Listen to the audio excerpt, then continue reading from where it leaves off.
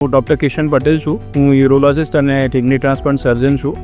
અમે રિસેન્ટલી મારા પેશન્ટ છે યોગિનીબેન, એમનો રિટ્રોગ્રેડ ઇન્ટ્રારેનલ સર્જરી જે RIRS કહેવાય છે, જે બિના ચીરા અને બ્લડ લોસ વગરની કિડની સ્ટોન માટે સર્જરી છે.